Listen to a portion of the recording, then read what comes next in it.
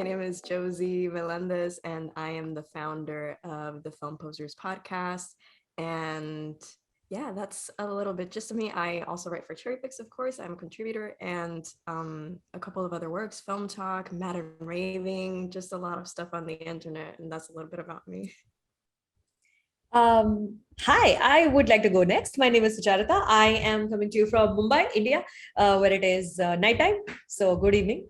I Most of my YouTube, movie reviews can be found on YouTube on a channel called Film Companion. But otherwise, I also have my own YouTube channel where all the other movies that I don't officially get commissioned to talk about and other web shows, I like to talk about them on my own channel. I'm very active all over social media as well. So you can find me literally everywhere, just everywhere. I'm online all day long, and I'm really happy to be here. And I'm a cherry picker, so yeah.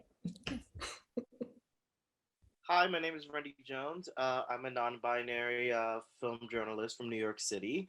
Uh, I write for my own independent outlet called Randy Reviews. I've been working off of it for 9 years now. It's about to be 10.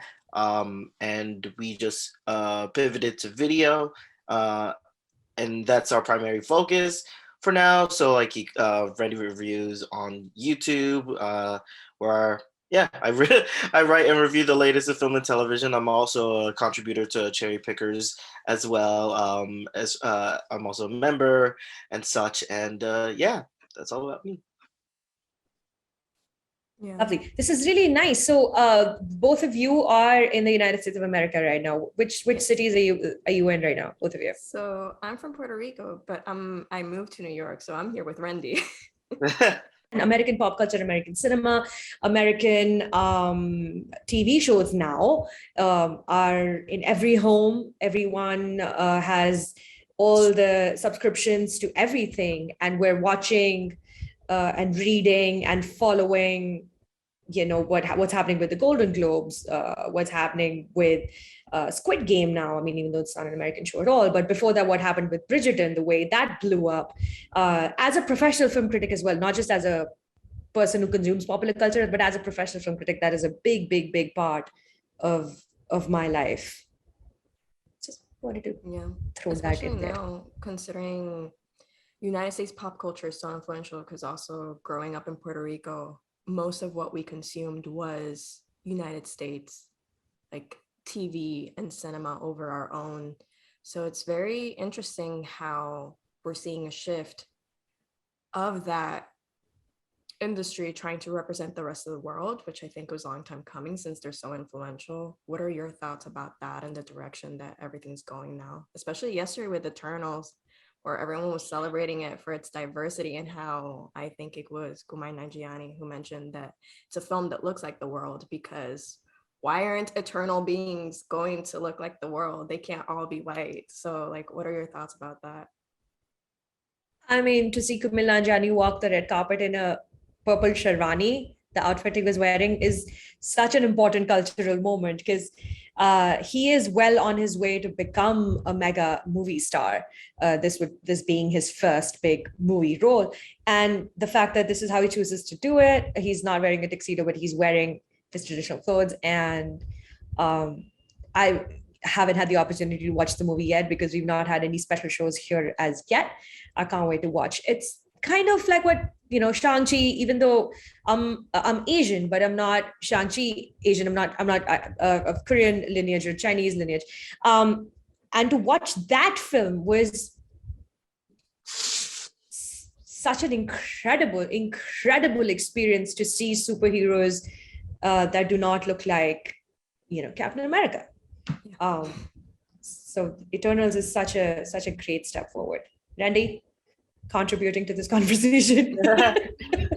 I mean, as far as Eternals go, I also haven't seen it yet, but it looks pretty exciting to see the range of diversity as far as both like people of color, and then also people with handicapped actors as well. Like you have characters who are who use ASL sign language, as far as their of communication, and to see that also being portrayed on screen in like a superhero blockbuster movie from like a Marvel movie as well is that's how that's as much that's beautiful like representation across the board, where it's like people of all walks of the earth, no matter what, are just are here and being kick-ass superheroes. Yeah.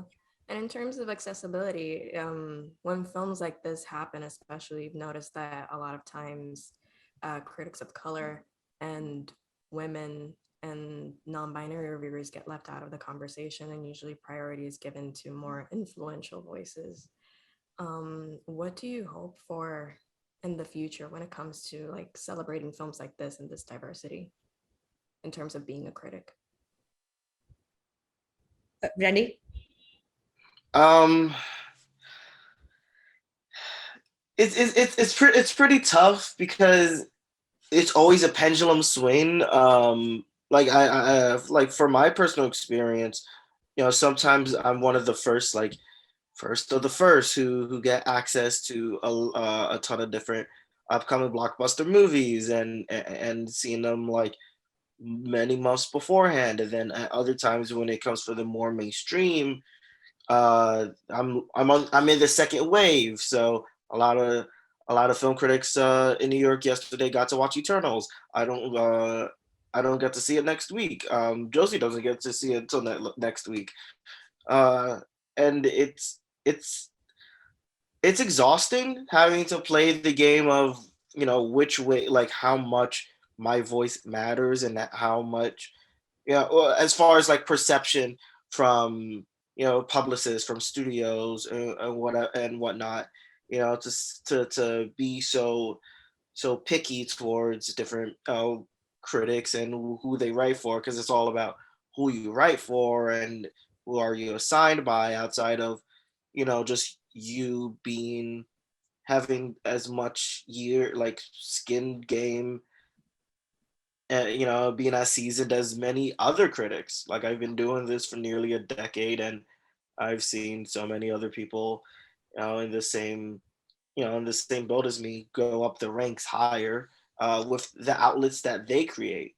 So it's always a pendulum swing.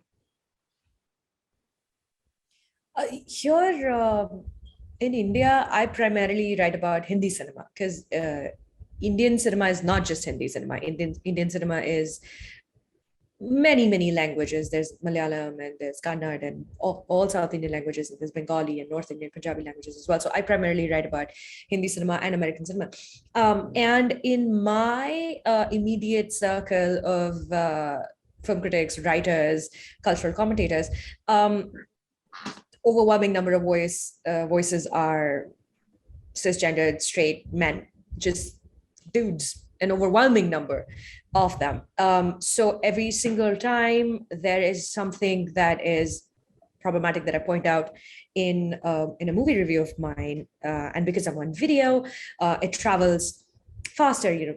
As we are all aware, video content travels way faster than the written word right now, unfortunately. The backlash that a female film critic gets in an overwhelmingly way, because I'm talking about Mumbai right now, it's mostly just men, so the backlash is quite intense, and it is quite demotivating sometimes.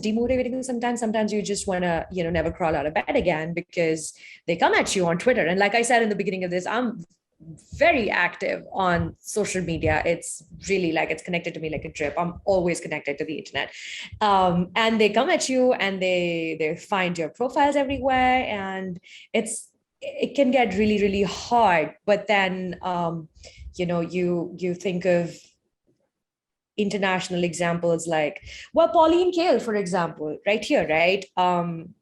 She went for it.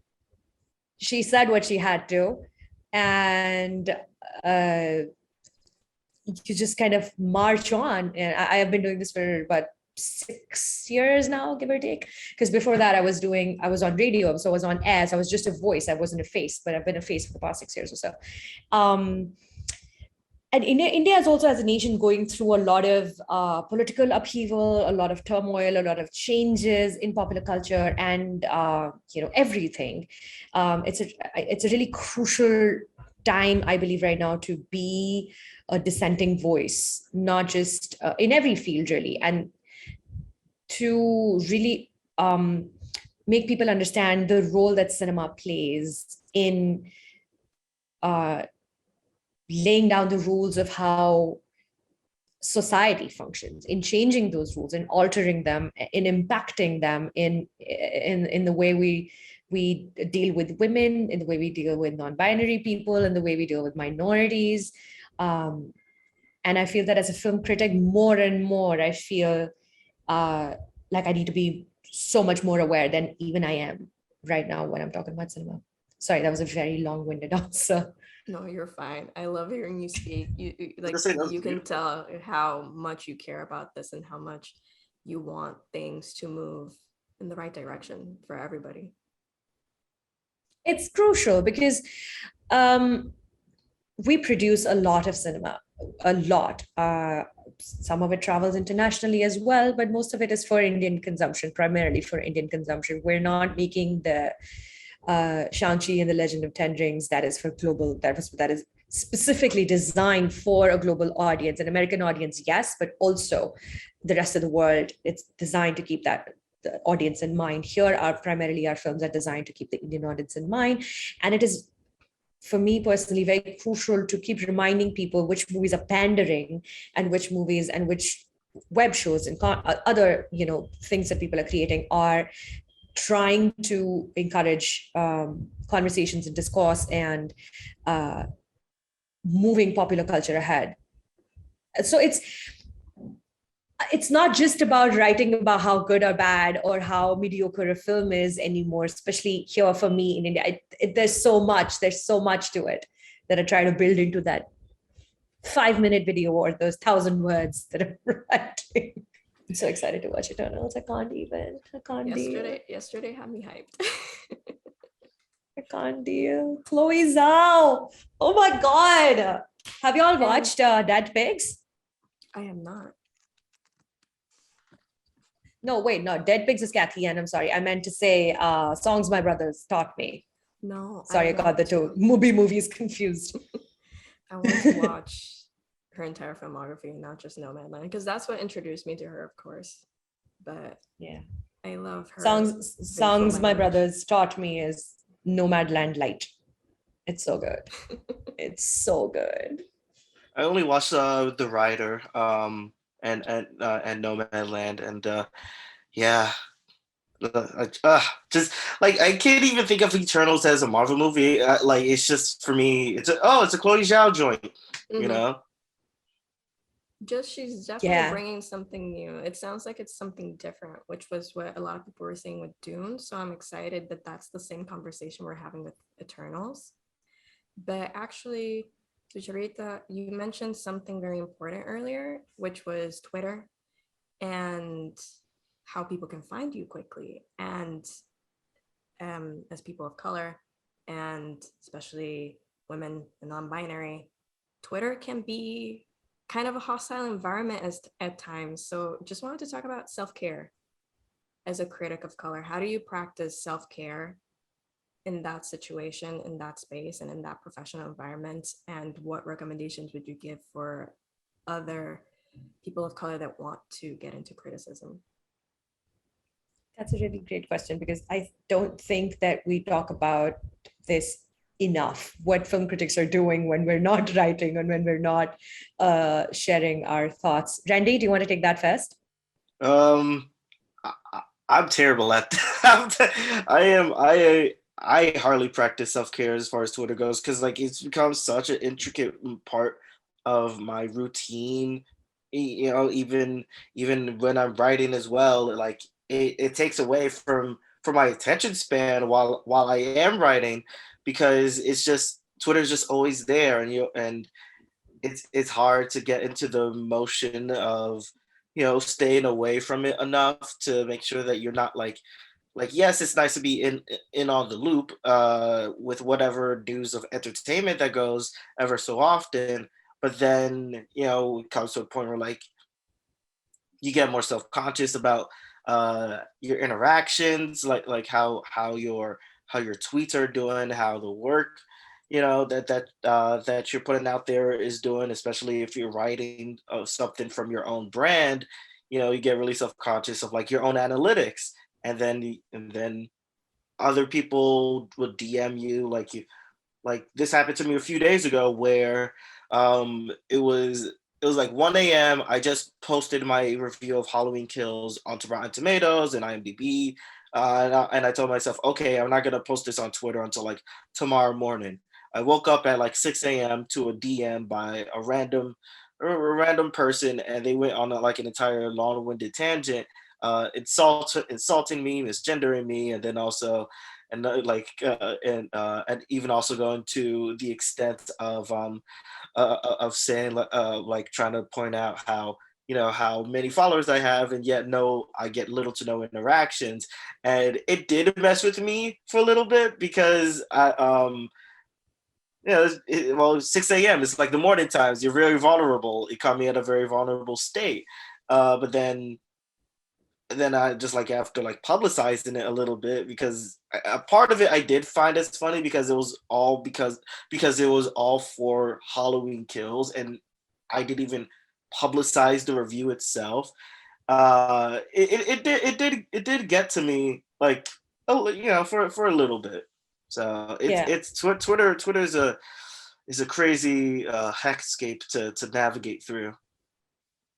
Yeah, it can get really, really nasty. And I'm not even just talking about when I'm pointing out hyper masculine, patriarchal bullshit, but when you try to touch superhero movies at all, they'll come for you, either this camp or that camp, or the Snyder fans or the Nolan army, or oh my goodness, it's I actually discovered this with my review of Batman v Superman, a film that I just completely despised, and I was very vocal about it. Oh my goodness, I had no idea people felt this strongly about Batman v Superman. Yeah. It's a terrible film. It helps to zoom out from that, and remind oneself that this is not about you. They would do this to anyone who disagreed with their ideas of how flying men in capes should behave.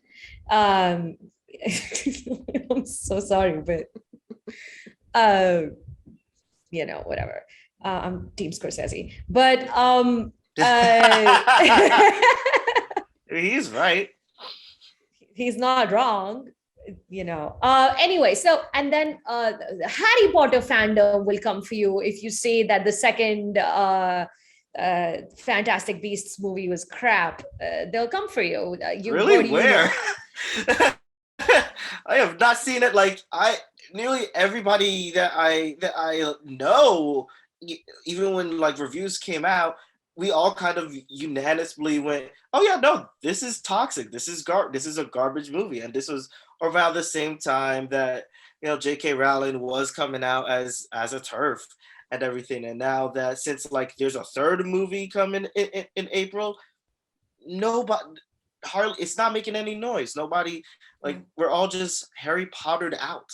Yeah, J.K. Rowling's coming out as a turf reached India much later than it where it generated. It reached India only last year when she really decided this is the hill I'm going to die on. Yeah. When she really went for it with all her essays, and like I don't even want to remind myself of those days. But the movie, when it released in India, was still a very big deal because we have millions and millions and millions of people who, like anywhere else in the world, grew up in the Harry Potter culture. And they come for you. So it helps to zoom out a little bit. It helps to remind yourself that this is not about you. What your life is, this is your partner, this is your home. Just take cognizance of the physical surrounding around you, and it helps to cut off from everything else that's coming at you on social media. And then you have to just kind of, you know, build a thick skin as time goes by. Yeah, because it's definitely hard to disconnect when that is kind of your livelihood. You have to be Yeah. on there to be able to get your content out there. So you kind of depend on it. So it's definitely nice to set boundaries for yourself. Yeah. Yeah. It's constant. It's a continuous work in progress, also to keep up with what's happening in the world, who's writing what, who is saying what, which actor is now supporting what side of which debate, which director is refusing to make amends for. It's all tied in. You know, people will try to tell you that, oh no, it's just movies, talk about the movie, but it's never just about that, is it? There is, especially as an Indian, a woman, a person of color, somebody who's also observing the world, sitting in one part of the world, everything is just so intertwined. It's not just, especially the world that we live in right now, it's not just about the movie you're watching. It's about everything else and the movie you're watching. I don't know, does that make sense? Yeah. Mhm. Sorry. No, no worries. Randy, No, I think you were gonna say something.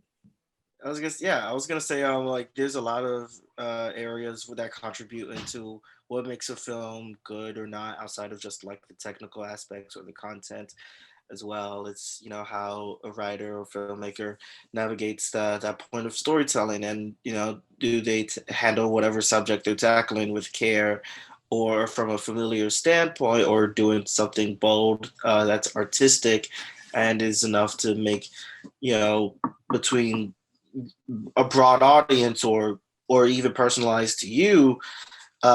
It factors into how you read a movie, and how you navigate uh, how a movie should be reviewed or be criticized. Even a part, not to harken back to the Twitter thing and everything, but another major point that is very uh, not exhausting, but like it is scary to know how studios are sort of like, yeah, they watch. Mm-hmm. A lot of like I've, because I'm in several American film critic associations and guilds and such, like Gallica, which is for LGBTQ representing critics, and Critics' Choice, which is one of the biggest um, guilds in America.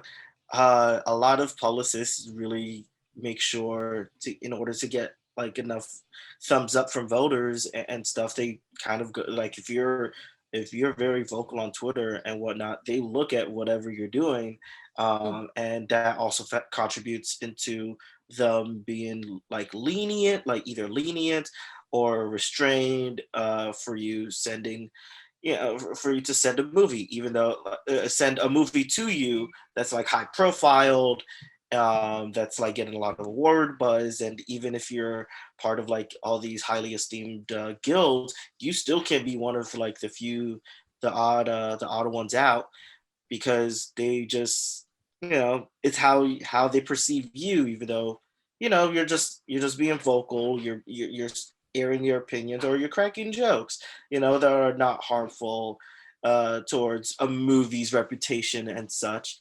Like if you're thirst tweet, like, if you're no, not like, yeah, if you're thirst tweeting about an actor of a certain movie, they look at that. If you're uh if you're being critical regarding the movie with two leads with a age gap, and you're rightfully criticizing that aspect, they look at that. Um, like, I didn't get to watch Yeah. Malcolm and Marie until like very later on in the game, because I pointed out how, the Zendaya like, Zendaya and John David Washington's age gap just kind of like turned me off, from, had me a bit, so like wary about the film itself, because it's the first time, like, oh, Zendaya has a black romantic interest. a black male romantic interest, but he's like significantly, older than her. But that got out, and I didn't get to watch it until like later upon end. So that kind of taught me the lesson right then and there. Like, all right, well, if I am gonna tweet about like tweet out really personal, deep thoughts about a movie and whatnot, I might as well send a text message to a friend or put it on a private account, because Yeah. I don't want that to be a part of like, my reputation as well. I Yeah. don't I don't also like being, like limited for my speech. Yeah, definitely got to balance staying true to who you are, because we do approach this from a different lens. We do try to bring in a sense of nuance to what we're criticizing, because we all have different lenses. And I think that's the beautiful thing about this conversation and what we've been able to bring to the table. And just, if there's a takeaway, just stay true to yourself, to your craft, and hopefully the rest will follow. But we got to keep fighting. Keep up the good Yeah, fight. we do. These are film reviews. These are from different lenses, like Josie just said. These are also influenced by our own lives, by the way we've lived lives, the way we interact with the world.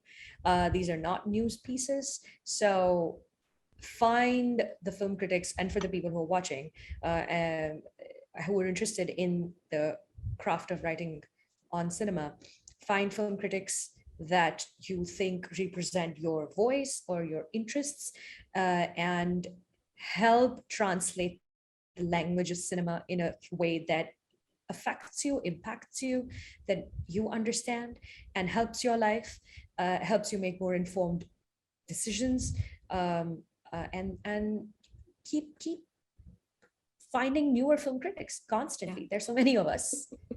Find new ones. Speaking of which, where can they find you? Where can they find you both Uh, on social media? I'm everywhere. Just type in Sucharita and I will turn up on Twitter, Instagram, Facebook, which I barely use. I have a YouTube channel that you can subscribe to. It's called Sucharita Tyagi. It's just eponymous, just my name. And yeah, Randy, where can we find you? Um, I can be found on Twitter at Randy_Jones. That's Rendy. It's like Wendy Williams with an R instead. You can also find my website, rendyreviews.com, and my YouTube and Patreon of the same name, Rendy Reviews. It's easy. It's just easy to find. And then, yeah, also Instagram at Rendy Jones. And you can Josie, find what about me. you? Yes, you can find me at the Josie Marie on Twitter and Letterboxd. You can find Film Posers at Film Posers on Twitter, Instagram, Facebook, YouTube. And you can find me writing reviews at fullcirclecinema.com. Also, CherryPicks. Yeah, Also, also CherryPicks. CherryPicks. Yes. Yes.